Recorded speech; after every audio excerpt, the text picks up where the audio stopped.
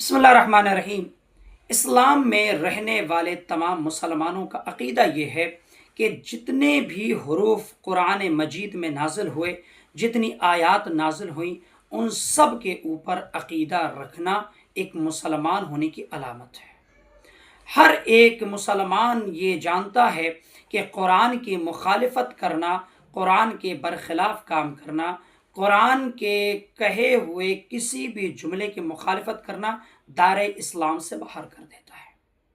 اگر یہ ہر مسلمان کا عقیدہ ہے تو آپ مجھے بتائیں کہ کائنات میں رہنے والے تمام گھروں میں داخل ہونے کے بارے میں خداوند عالم نے کیا فرمایا ہے۔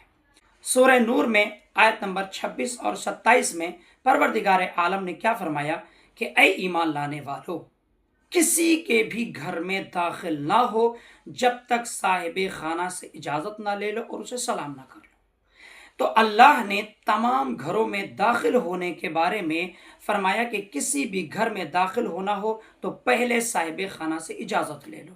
تو ذرا سوچے کہ جب عام گھروں میں داخل ہونے کے لیے یہ حکم ہے، پیغمبر کے گھر میں داخل ہونے کے لیے کیا حکم ہے؟ پروردگار عالم نے جب تمام گھروں کے بارے میں کہہ دیا، اس میں خاص طور پر پیغمبر اسلام کے گھر پر نظر کرتے ہوئے پروردگار عالم نے پھر کہا کہ اگر کوئی پیغمبر کے گھر میں داخل ہونا چاہے تو اس کے لیے حکم کیا ہے۔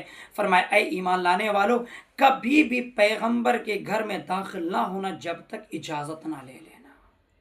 سورہ احزاب آیت نمبر 53 میں پروردگار عالم نے فرمایا کہ اے ایمان لانے والو، نبی کے گھر میں بغیر اجازت کے داخل نہ ہونا۔